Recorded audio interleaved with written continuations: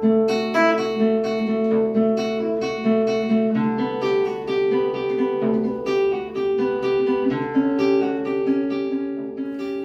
a todos e todas, eu sou Paulo Gabriel Franco dos Santos, professor da Universidade de Brasília, e gostaria de falar brevemente sobre o GGP, o empreendimento do grande grupo de pesquisa, ao qual estão vinculados pequenos grupos de pesquisa.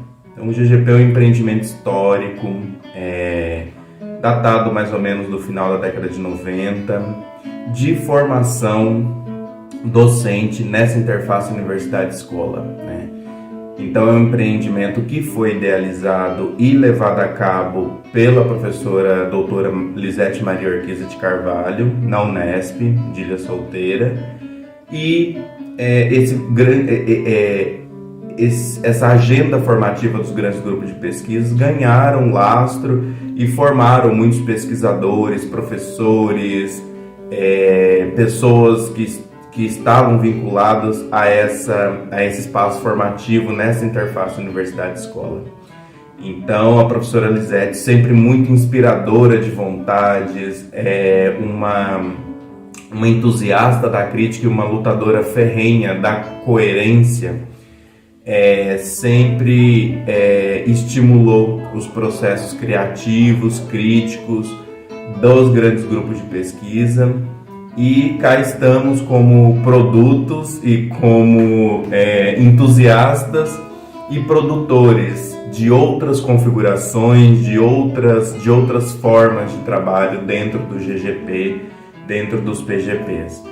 Então, o grande grupo de pesquisa é esse lugar da praxis, é esse lugar em que as perspectivas teóricas da formação em grupo, em coletivo, em comunidade de experiência, elas ganham os contornos críticos dos seus idealizadores e das pessoas que estão envolvidas e ganham lugar na materialidade, na transformação e na mudança da vida escolar daqueles e daquelas que participam. Então, o grande grupo de pesquisa é essencialmente esse lugar de muitas vozes, de muitas vontades entrelaçadas, esse lugar do exercício da comunicação e esse lugar também de anúncio de possibilidades, de anúncio de futuro, de anúncio de condições de transformação. Então, vida longa ao GGP. Muito obrigado por suas palavras, Paulo. Imagina, Luiz, o prazer é meu dialogar contigo e discutir sobre esse tema. Nós que agradecemos, irmão. E também aproveitamos e agradecemos a professora Lisete também, pela construção do GGP em seus fundamentos teóricos e metodológicos, que contribuíram para a construção do nosso GGP aqui em Goiás. É justo também mencionar o trabalho do professor Roberto Ribeiro Baldini e seu GPA lá para os anos 90. Ambos são referência para o nosso trabalho aqui no Centro-Oeste brasileiro. Trabalho que é fundamentado na pesquisa de doutorado que realizamos sob a orientação do professor Washington Carvalho e culminou com a tese sobre o Homo Magister.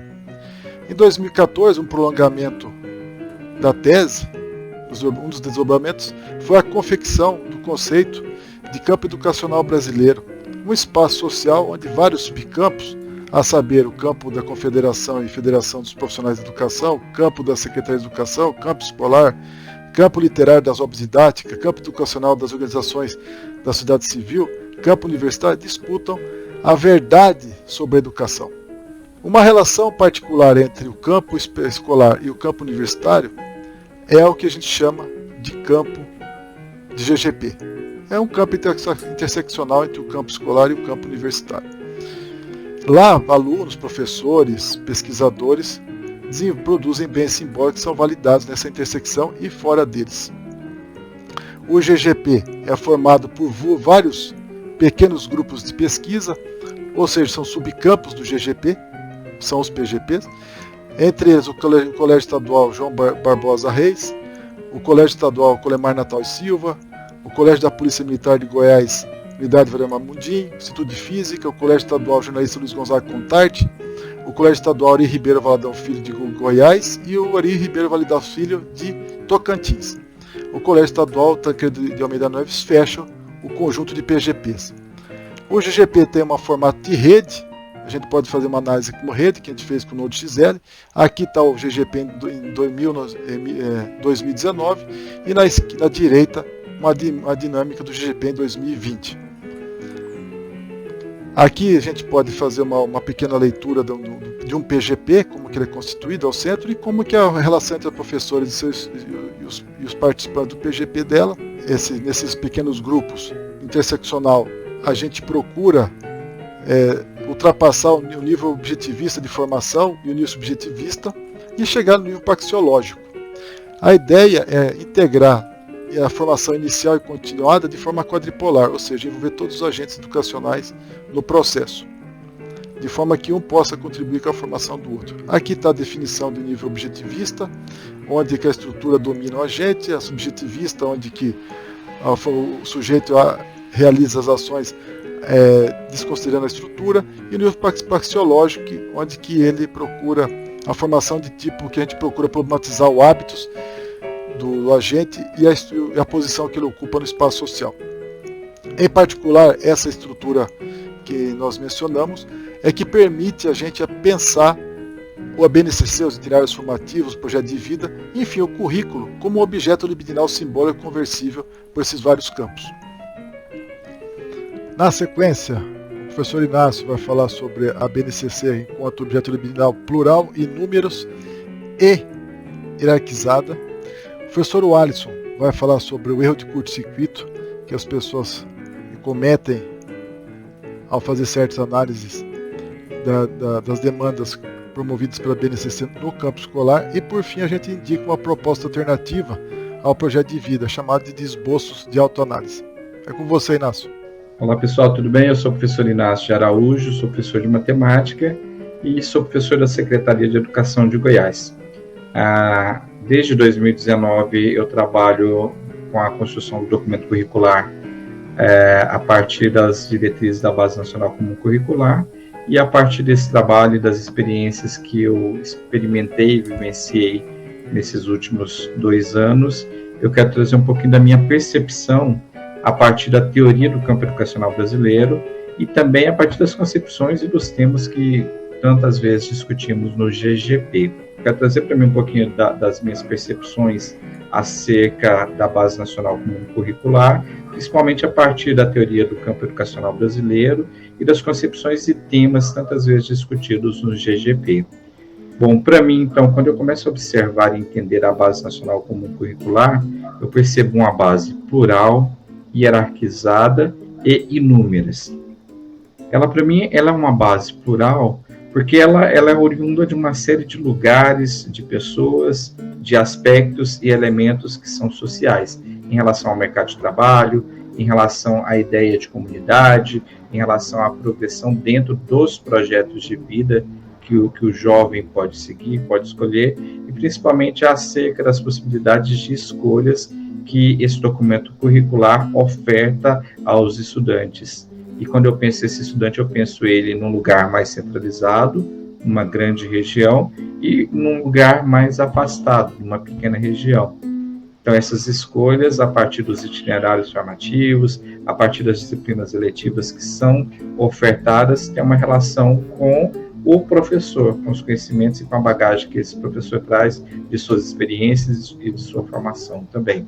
Então, nesse sentido, eu compreendo uma base plural, porque ela atende às competências gerais da BNCC, ela traz a ideia do estudante enquanto protagonista da sua educação, da construção de suas aprendizagens, de sua vida, mas eu também consigo perceber a ideia do mercado de trabalho bastante evidenciado, e quando eu vejo o mercado de trabalho, eu vejo uma série de interesses que aparecem e que subsidiam esses itinerários formativos, esses componentes curriculares que se estruturam nas eletivas para possibilitar uma formação técnico-profissional ou até para possibilitar a continuidade nos estudos no ensino superior. A BNCC, para mim, ela é bastante hierarquizada, principalmente no que tange a construção do documento curricular, uma vez que a secretaria se constitui por superintendências. E essas superintendências, quando eu penso em superintendência do ensino médio, de tempo integral, militar, de ensino especial, por exemplo, todas elas têm escolas de ensino médio. Mas, de repente, quem construiu o documento curricular foi a superintendência do ensino médio.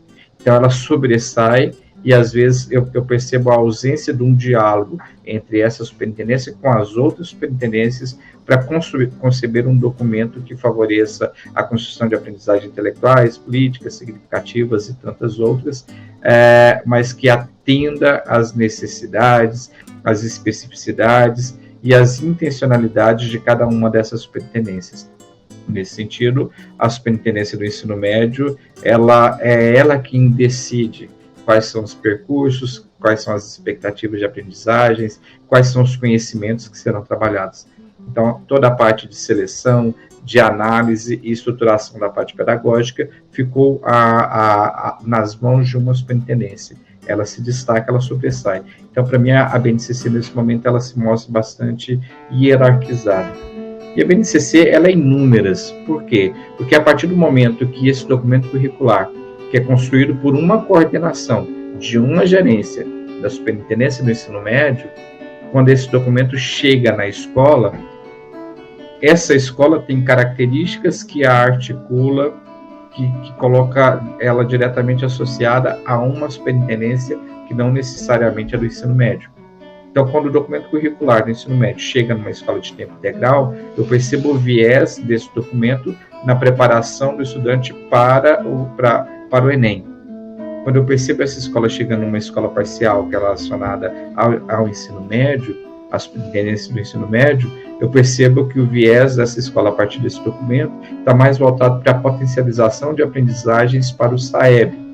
Quando eu percebo essa escola, esse documento curricular chegando, por exemplo, numa escola do ensino médio, que está articulada à superintendência de tempo integral, eu já percebo que o viés do trabalho pedagógico é mais para a promoção dos projetos de vida, é mais para a organização pensando no mercado de trabalho e é mais, por exemplo, para o desenvolvimento de competências socioemocionais.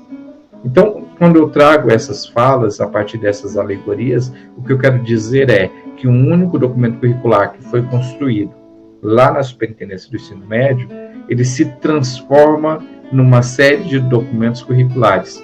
Ou seja, eu consigo perceber inúmeras BNCCs que chegam em cada escola, em cada região, em cada lugar, com características bastante distintas da própria BNCC e do que traz o documento curricular para o ensino médio do Estado de Goiás. É isso. Muito obrigado.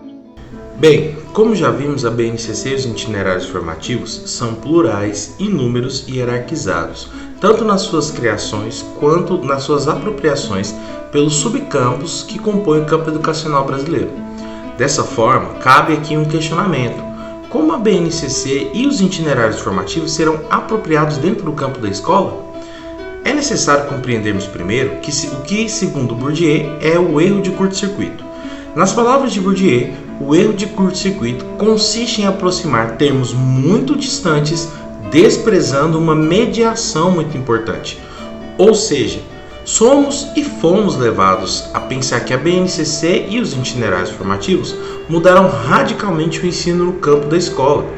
Mas estamos esquecendo de levar em consideração tanto os agentes quanto as suas posições e a forma como eles acumulam capital dentro do campo.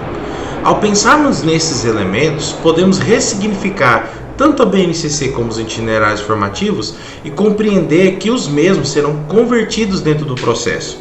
E aqueles que conseguirem converter esses elementos, eles vão acumular mais capital, tanto capital social quanto capital cultural. A saber, dentro da escola, o capital docente. Vamos apresentar duas situações em quais demandas externas são convertidas por agentes dentro de um campo. Na primeira situação, a gente vai pensar no campo político e o campo escolar. Não é incomum encontrarmos agentes do campo político fazendo afirmações sobre a BNCC e sobre os itinerários formativos. Afirmações como a grade de disciplinas a ser ofertadas na escola pela BNCC e pelos itinerários formativos vai servir somente ao capital. A lógica da BNCC e dos itinerários formativos são uma contra-reforma educacional e entre outros comentários políticos que são relacionados ao campo da escola.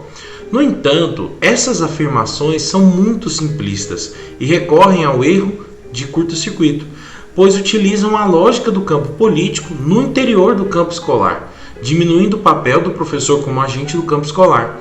campo que tem as suas próprias regras. O agente político não percebe que as demandas do seu campo são refratadas pelo professor da escola.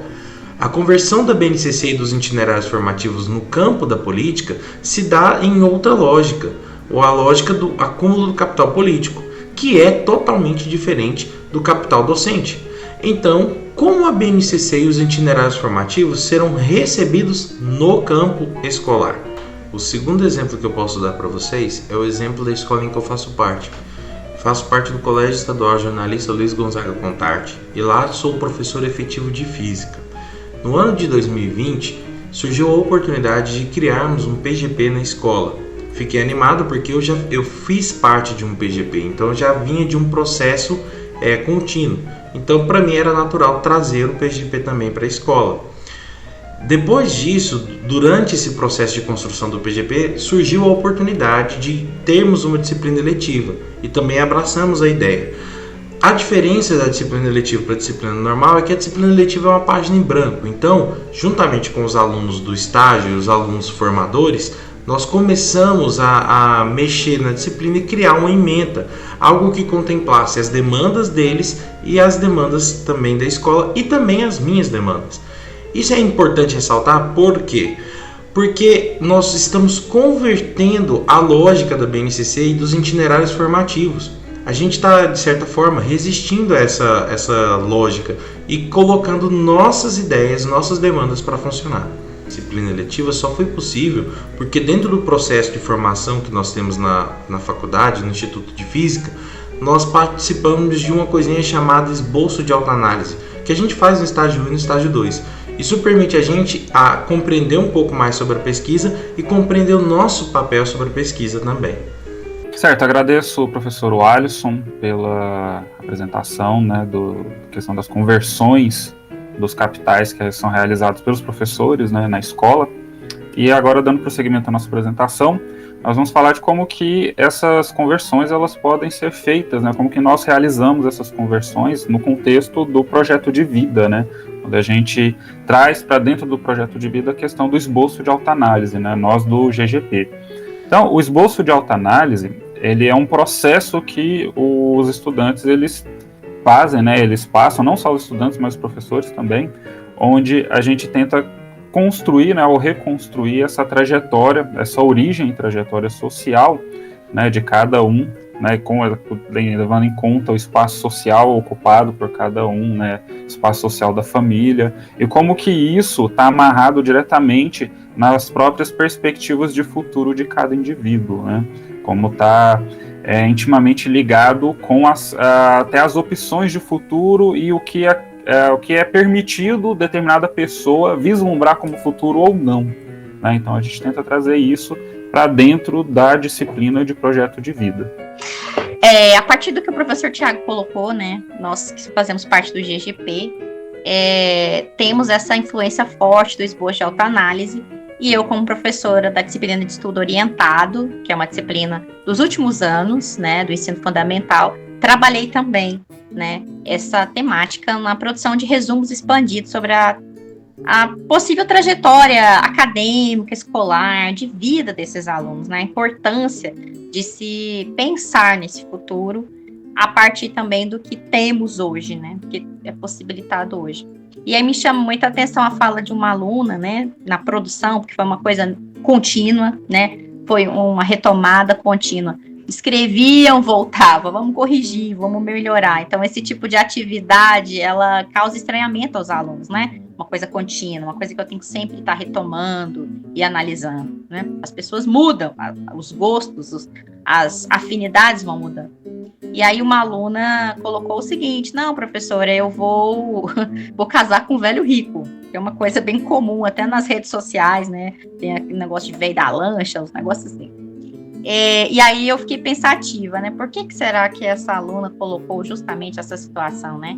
E depois pensei, é justamente a posição que ela se vê possível de ocupar, talvez por influências da família.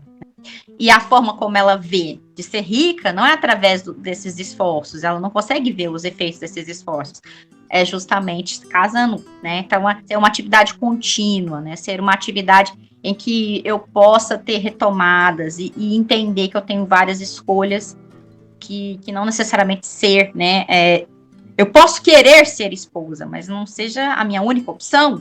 Esse exemplo que a professora Giovana acaba de relatar pra gente e que aconteceu dentro do campo escolar, também acontece dentro do campo universitário e que pode ser visto na fala do Lucas, que virá logo a seguir. Tanto as reuniões, o PGP, tudo aquilo ali mudou muito a minha vida, né? Porque vindo da universidade, onde eu não me achava e me achar aqui, e a ideia de eu poder contar a minha história e pensar que eu posso trabalhar com as coisas baseado na minha história, aquilo lá foi sensacional. Então, a ideia do meu texto que o Alisson está comentando, que eu apresentei no CPF, foi geralmente assim, eu fui inspirado por muitas histórias que eu vi no GGP, né? Várias histórias me inspiraram. E eu falei assim, talvez eu contando um pouco da minha história, eu possa inspirar alguém e aquilo possa fazer alguma diferença. E eu tô lendo um livro que eu vi, assim, a gente fala que é do Heisenberg, a parte do todo. Ele conta da parte, assim, de como ele começou a interessar por física, essas coisas todas. E eu penso nisso, o cara é um teórico, físico teórico, né? Princípio da certeza, aquela coisa toda. E ele contando a parte da descoberta dele, o interesse dele pela física atômica, aquilo tudo. Ele tinha muito interesse pela música, mas ele achava a física mais interessante. E como que aquilo envolveu os amigos deles que influenciaram ele, da filosofia. Aí eu falei assim, a gente acha que isso só acontece com... Não, o físico lá, que trabalha com a física pesada mesmo, ele tem essa parte da descoberta tão importante quanto. Se ele não passar por essa parte da descoberta da vida dele, do que move ele não teria chegado lá e ter feito o que ele fez. Então, a importância dessa parte da descoberta, que você fala não só do pensamento científico, né? Você falou como pensamento cultural, mas isso é um pensamento científico também, funciona dessa forma.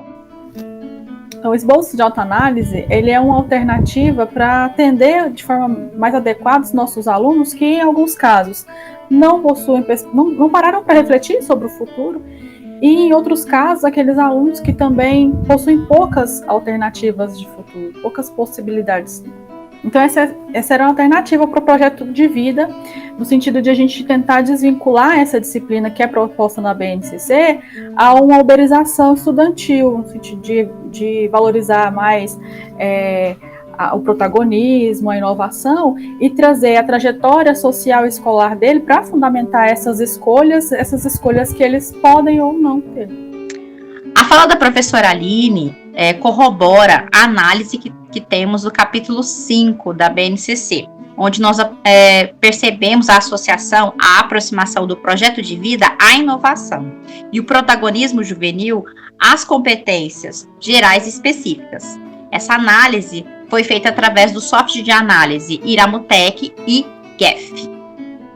Então, concluindo, nesse sentido, essa apresentação procura destacar e apresentar mecanismos que possibilitem o enfrentamento daquilo que denominamos de uberização estudantil, que viria a se juntar à precarização das condições de trabalho associadas à docência, uberização docente, e, por fim, a pesquisa, manifesto no negacionismo científico, menos pelo fato da emoção, sentir-se acolhido e fazer parte de uma comunidade, do que pela desvalorização das exposições escolásticas, ou seja, das relações desinteressadas com a cultura legítima em relação ao homo econômicos e suas disposições manifestas no interesse interessado no contexto neoliberal.